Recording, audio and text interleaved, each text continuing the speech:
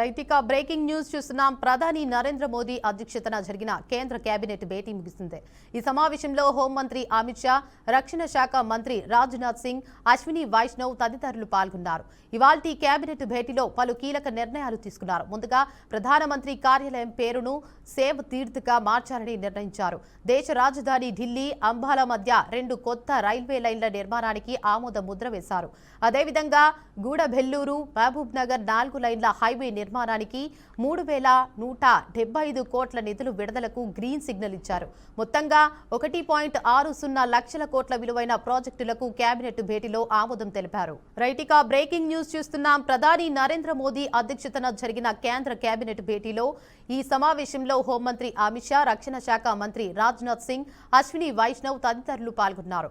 ఇవాల్టి కేబినెట్ భేటీలో పలు కీలక నిర్ణయాలు తీసుకున్నారు. ముందుగా ప్రధానమంత్రి కార్యాలయం పేరును సేవ తీర్థ్గా మార్చాలని నిర్ణయించారు. దేశ రాజధాని ఢిల్లీ, అంబాలా మధ్య 2 కొత్త రైల్వే లైన్ల నిర్మాణానికి ఆమోద ముద్ర వేశారు. అదేవిధంగా గూడబెల్లూరు, మహబూబ్ నగర్ 4 లైన్ల హైవే నిర్మాణానికి 3,175 కోట్ల నిధులు విడుదలకు గ్రీన్ సిగ్నల్ ఇచ్చారు. మొత్తంగా 1.60 లక్షల కోట్ల విలువైన ప్రాజెక్టులకు కేబినెట్ భేటీలో ఆమోదం తెలిపారు. తెలంగాణ మంత్రులతో సీఎం రేవంత్ రెడ్డి కీలక సమావేశం నిర్వహించనున్నారు. కాసేపట్లో ప్రారంభం కానున్న ఈ భేటీలో మున్సిపల్ ఎన్నికల ఫలితాలపై సమగ్ర సమీక్ష జరగనుంది.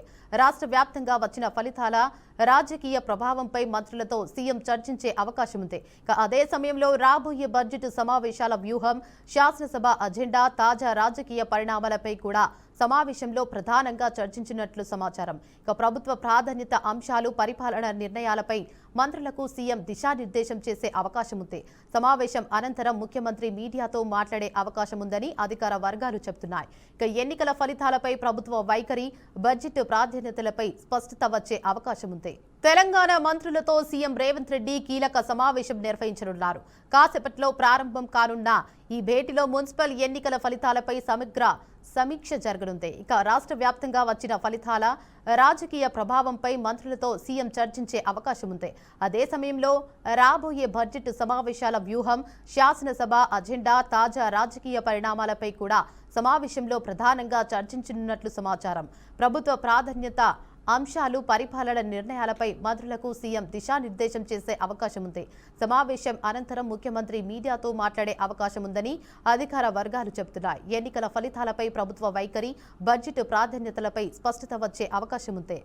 నాగర్ కర్నూలు జిల్లా ఊర్కొండ మండలం తిమ్మన్నపల్లి శివారులో రోడ్డు ప్రమాదం చోటు చేసుకుంది. కర్ణాటక నుంచి శ్రీశైలం వెళ్తున్న ఓ వ్యాను అదుపు తప్పి కల్వటును ఢీకొంది. ఈ ప్రమాదంలో 3 మృతి చెందగా పలువురు గాయపడ్డారు. ఘటనపై సమాచారం అందుకున్న పోలీసులు ప్రమాద స్థలానికి చేరుకుని గాయపడిన వారిని ఆసుపత్రికి తరలించారు. మృతుల్లో 2 మహిళలు మహాదేవి, మేఘ కాగా మరో వ్యక్తి రామ్ రెడ్డిగా పోలీసులు గుర్తించారు. వీరంతా కర్ణాటకకు చెందిన వారిగా తెలుస్తోంది. ప్రమాద సమయంలో వ్యాన్లో 10 మంది ప్రయాణికులు ఉన్నారు. నాగర్ కర్నూలు జిల్లా ఊర్కొండ మండలం తిమ్మన్నపల్లి శివారులో రోడ్డు ప్రమాదం చోటు చేసుకుంది. కర్ణాటక నుంచి శ్రీశైలం వెళ్తున్న ఓ వ్యాన్ అదుపు తప్పి కల్వట్టును ఢీకొట్టింది. ఈ ప్రమాదంలో 3 మృతి చెందగా పలువురు గాయపడ్డారు. ఘటనపై సమాచారం అందుకున్న పోలీసులు ప్రమాద స్థలానికి చేరుకుని గాయపడిన వారిని ఆసుపత్రికి తరలించారు. మృతుల్లో 2 మహిళలు మహాదేవి, మేఘా కాగా మరో వ్యక్తి రామ్ రెడ్డిగా పోలీసులు గుర్తించారు. వీరంతా కర్ణాటకకు చెందిన వారిగా తెలుస్తోంది. ప్రమాద సమయంలో వ్యాన్లో 10 మంది ప్రయాణికులు ఉన్నారు. హైదరాబాద్ లో సంచలనం రేపుతున్న సృష్టి కేసులో ఈడీ దర్యాప్తును ముమ్మరం చేసింది. ఈ కేసులో సృష్టి సంస్థ యాజమాని డాక్టర్ నమ్రతను ఈడీ అధికారులు అరెస్ట్ చేశారు. విచారణలో భారీ అక్రమాలు జరిగినట్లు నిర్ధారణ కావడంతో నమ్రతతో పాటు ఆమె కుమారుడిని అదుపులోకి తీసుకున్నారు. సంతానం లేని దంపతుల నుంచి హవాలా మార్గంలో భారీగా డబ్బులు వసూలు చేసినట్లు ఈడీ గుర్తించింది. ఇప్పటికే రాజస్థాన్కు చెందిన ఓ దంపతులను మోసం చేసిన కేసులో కూడా డాక్టర్ నమ్రతపై ఆరోపణలున్నాయి. గిరిజన ప్రాంతాల నుంచి చిన్నారులను కొనుగోలు చేసి సంతానం లేని వారికి విక్రయించినట్లు దర్యాప్తులో వెలుగులోకి వచ్చింది. సెరగసి ద్వారా పిల్లలు పుట్టించామని నమ్మబలికి భారీ మోసానికి పాల్పడినట్లు అధికారులు చెబుతున్నారు. ఆంధ్రప్రదేశ్, తెలంగాణ, గుజరాత్, మహారాష్ట్ర రాష్ట్రాల్లో గిరిజనుల నుంచి పిల్లలను కొనుగోలు చేసి విక్రయించిన ముఠా వ్యవహారం బయటపడుతోంది. ఈ కేసులో మరిన్ని అరెస్టులు జరిగే అవకాశం ఉందని ఈడీ వర్గాలు వెల్లడించాయి.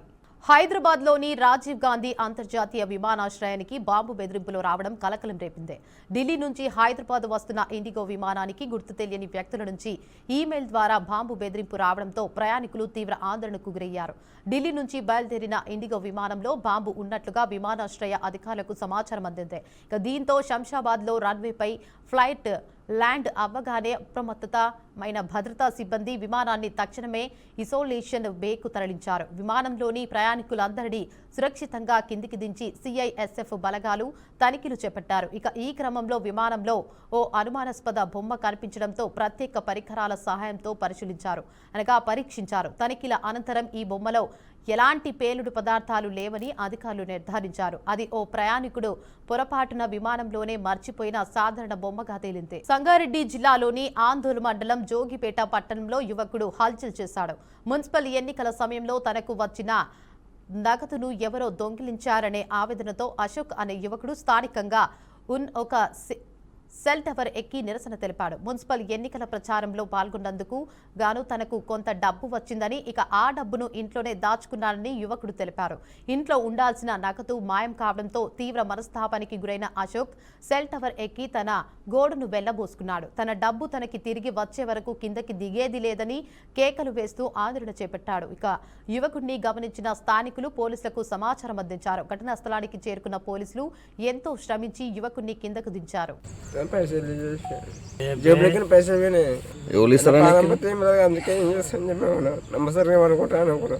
అదే చెప్పుకుంటూ వస్తున్నాడు, లోకుతులా ఆ దుకాణంలో చెప్పుకుంటూ వస్తున్నాడు.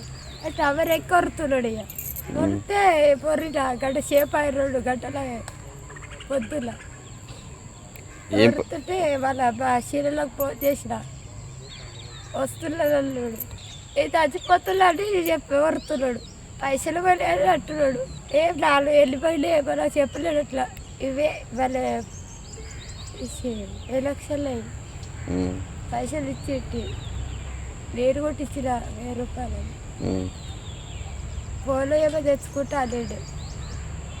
ఏమో అవన్నీ చెప్పలేడు. సెటు